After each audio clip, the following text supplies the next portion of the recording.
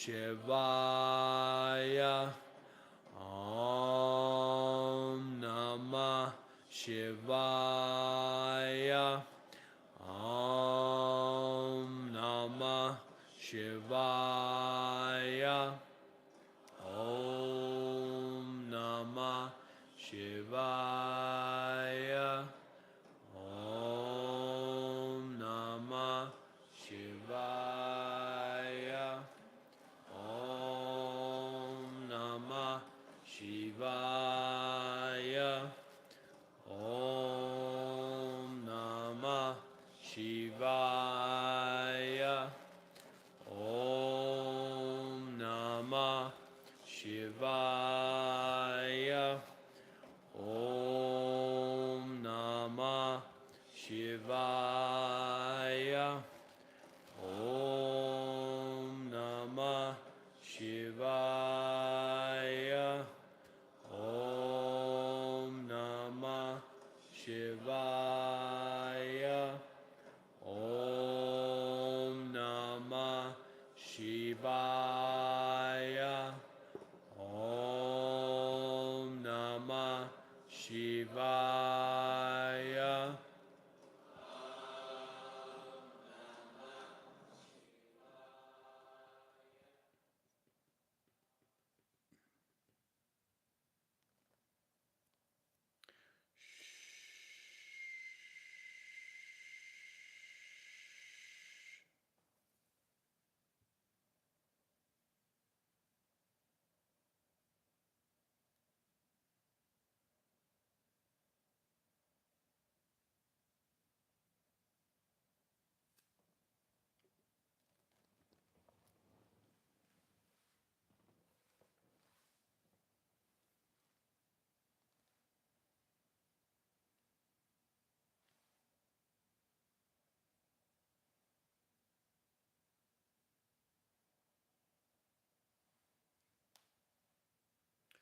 There can be many, many misconceptions about enlightenment and identity.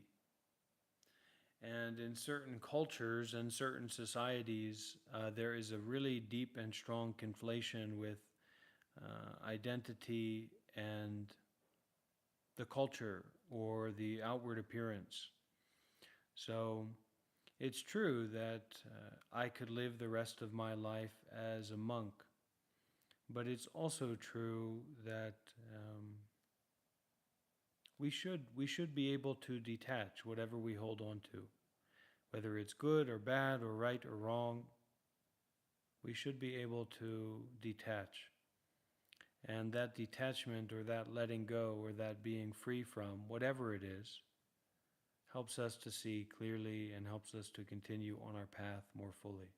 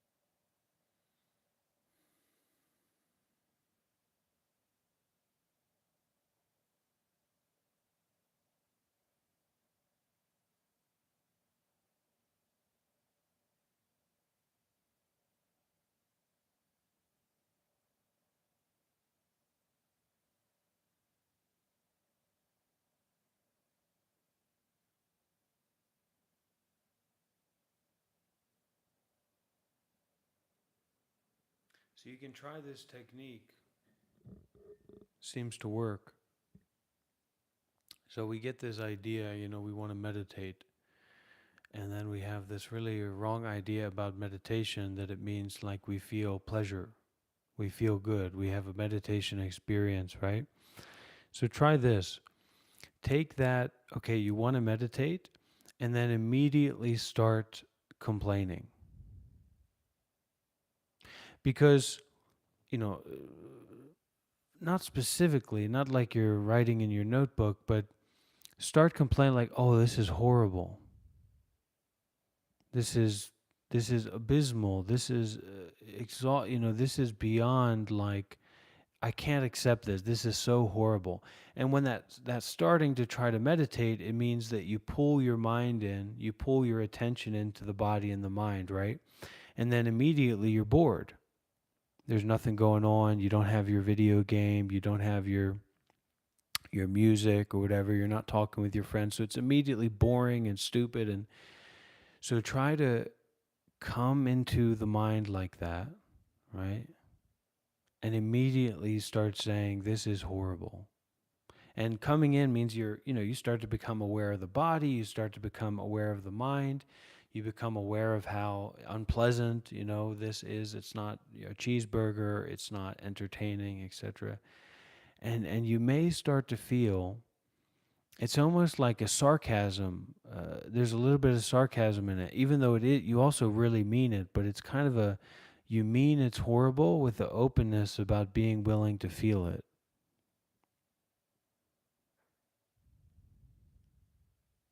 You just sink and you fall into that awareness, into that bitter medicine of life as it is right here and right now. And you take that medicine. And you can complain as long as you need to until it starts feeling relaxed and nice. We can also smile when we meditate. We can practice to generate the happiness.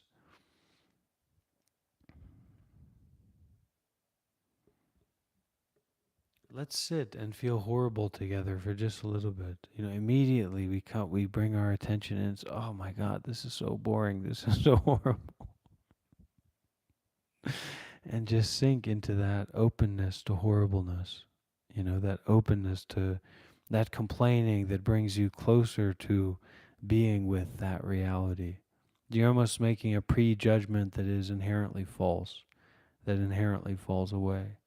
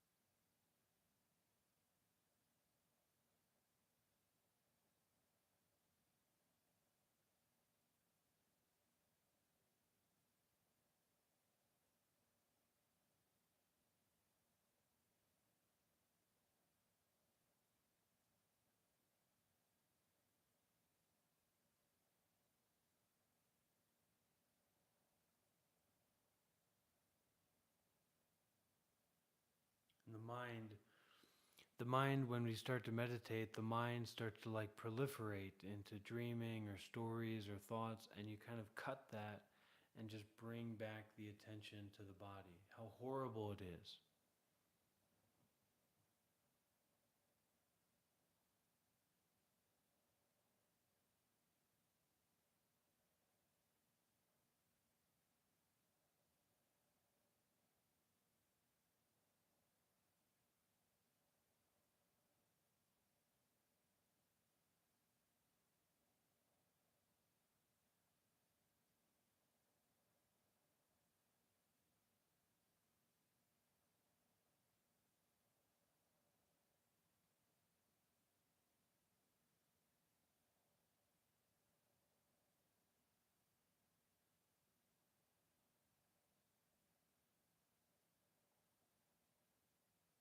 cut that and come back to breathing.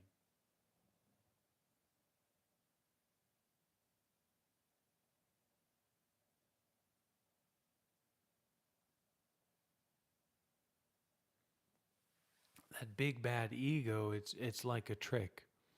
It's a trick that's based in belief. So the less we believe about the surface level ideas and appearances and ego, the more that this deeper ego or this deeper clinging and attachment will arise to kind of give us. It's like our ego is fishing. It's like our ego is fishing in our own mind. And as we don't take the bait of the smaller bait, it gives us a bigger and bigger bait, something more and more luxurious or interesting or tasty to grab a hold of. But what's underneath that tasty thing that we grasp onto, that we get entangled with, is actually a hook. That is the hook of samsara. That is the hook of suffering. That is the hook of cycling again and again and again and again through all these different states and realms of experience instead of just being free.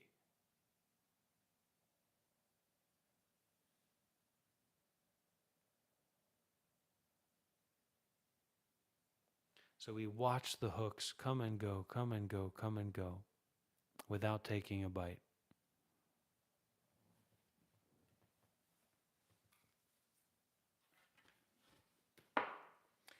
And really, at this stage, we just we're not really doing that to get enlightened, because that's going to be very maybe confusing, a misdirection. But it's more like we're priming our health, or we're priming our enlightenment engine. So within each and every one of us, there is like a 5D spatial time machine, lost in space, multi-drive, multi-dimensional drive engine. It's an enlightenment engine. And so when we practice meditation, or when we do all of these elements of the path, we stay connected with those. We're priming that hyper engine, hyperspace engine for launch, so that at that moment we can wake up from whatever dream we're going through, right? We can see through the suffering. We can make use of unpleasantness. We can make use of pleasantness. We can make use of neutrality to do more good, to help, to serve, to listen, to transform the suffering instead of being under the heavy weight of it. You know what I mean? Okay, do we have any final questions, dear Sangha, dear community? Do we have any final questions?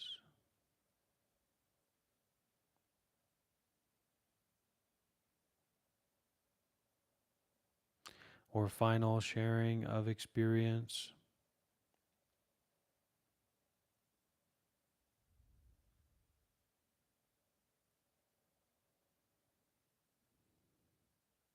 Looks like we have a doctrinal debate in the chat. Just ignore that, especially the people who are in it.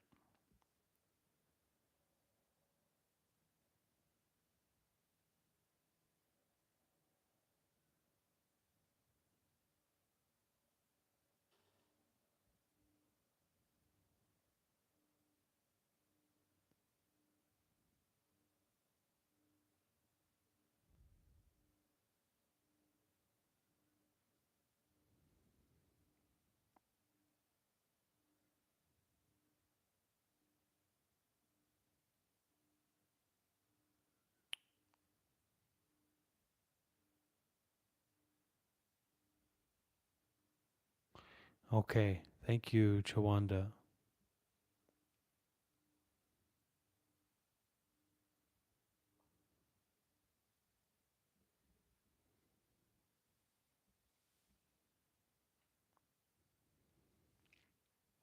All right.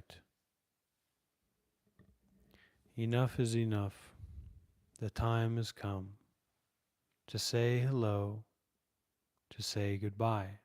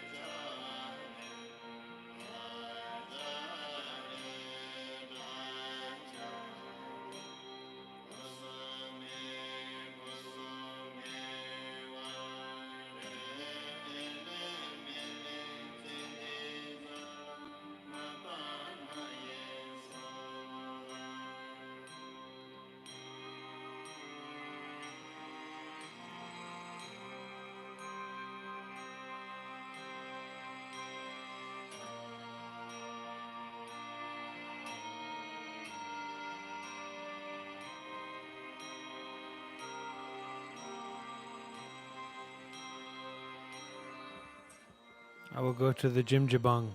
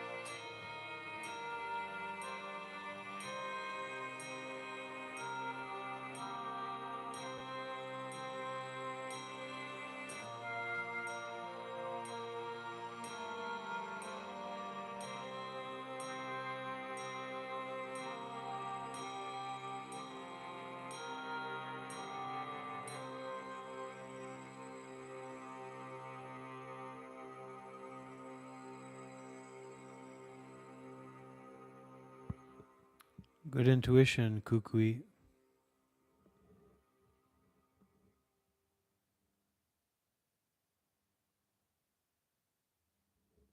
Can you hear the music okay? Is it not really music, but the chanting? Can you hear it clearly?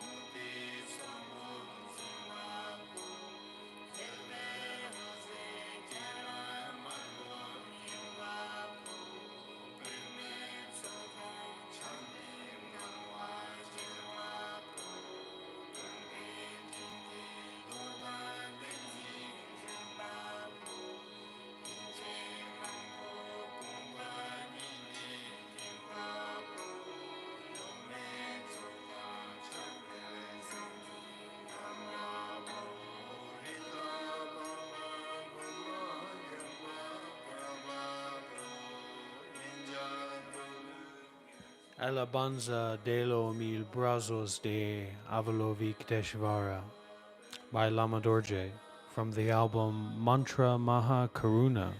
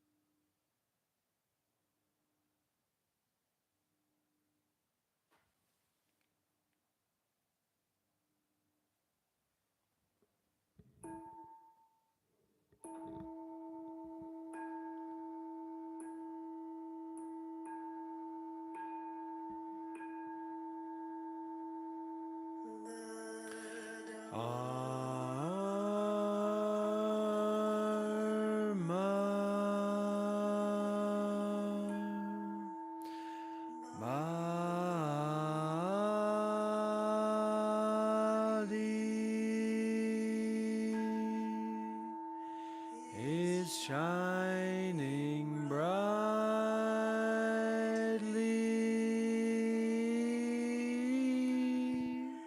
as the day dawns.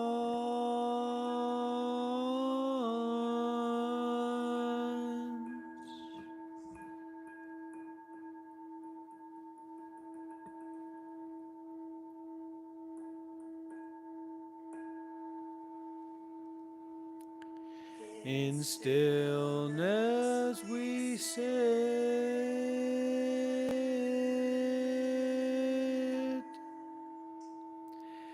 our hearts are at peace.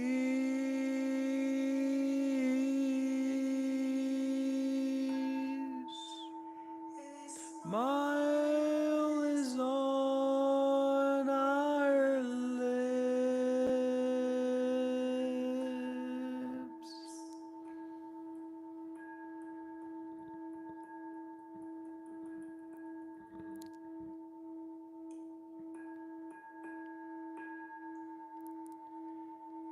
This is a new day. We vow to go through it in mindfulness.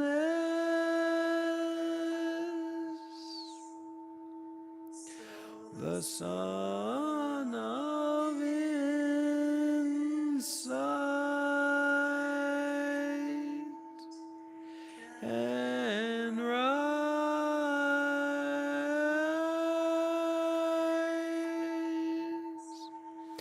and shine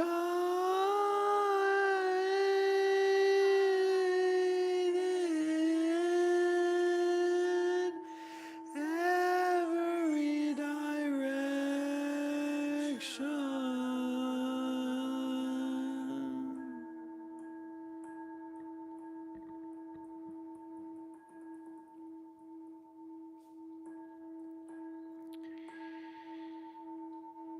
Noble Sangha, diligently bring your minds into meditation. Amo Shakyamunaye Buddhaya.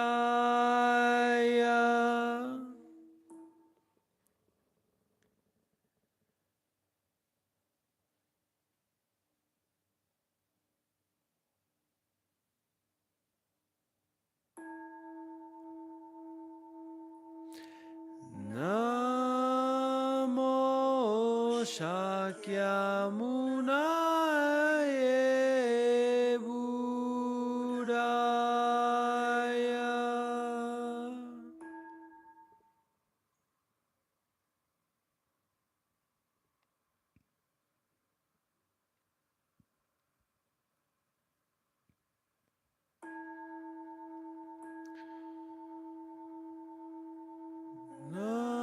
Namo Shakyamunaye Buddhaya.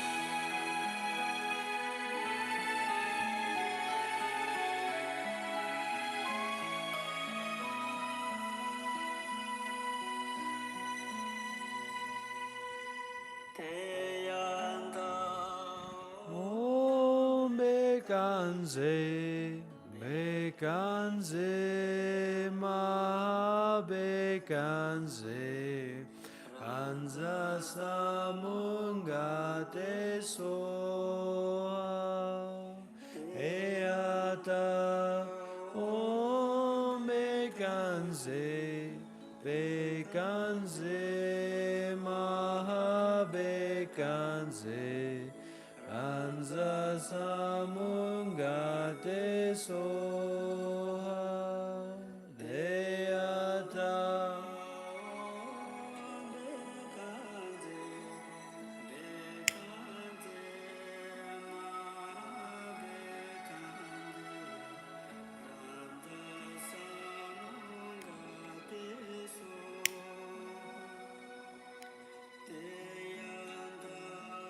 Om Bekanze, Bekanze, Maha Bekanze, Ranza Samungate Soha.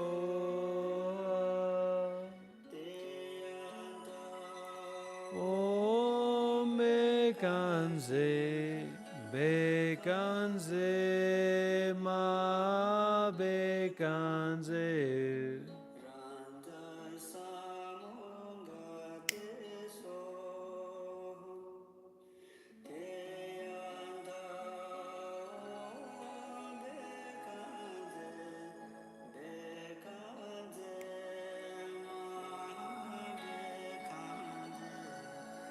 Ranza Samungate Soha.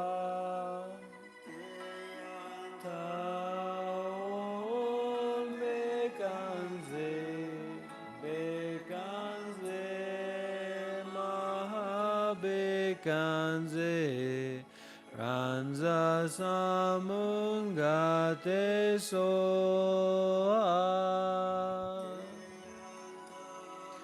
Om Bekanze, Bekanze, Ma Bekanze, Ranza Samungate Soha, Eata.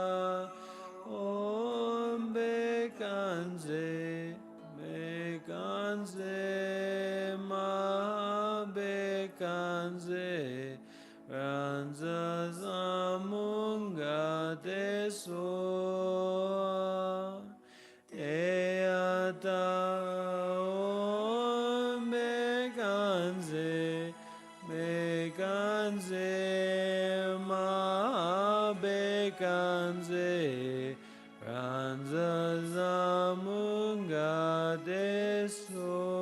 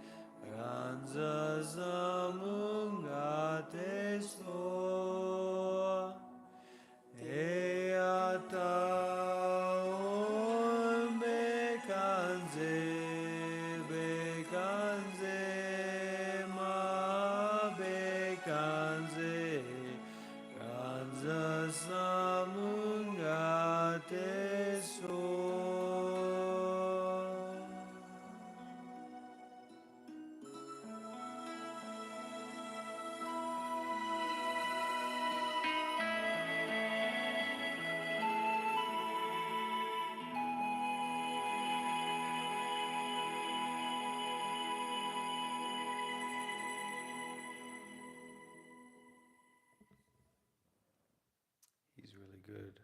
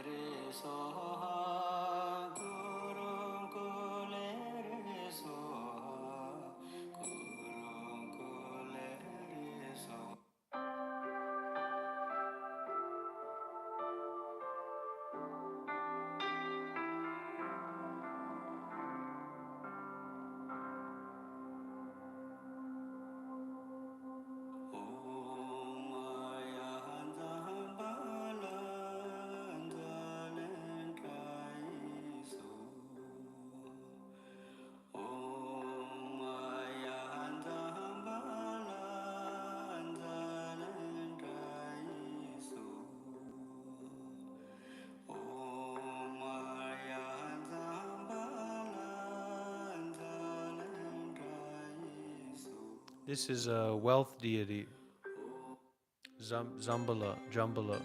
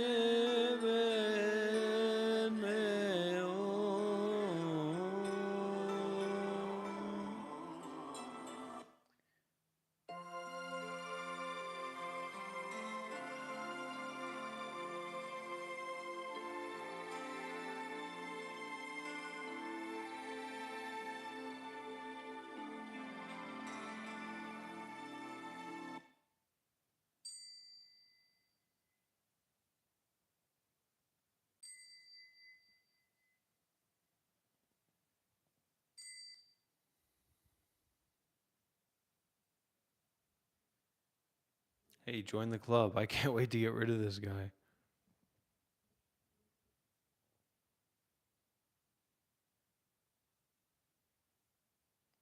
I've been trying 10 plus years to get rid of this guy. He's still not out of here.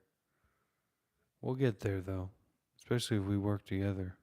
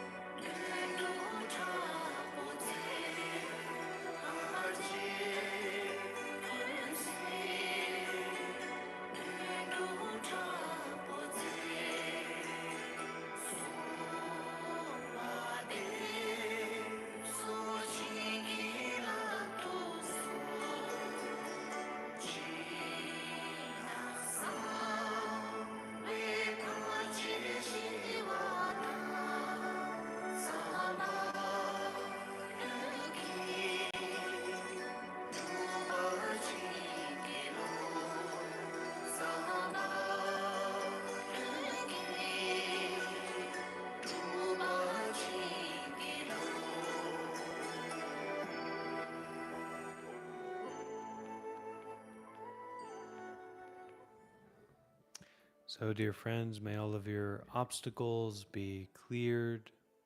May you find peace, freedom, and the ending of suffering right here and right now.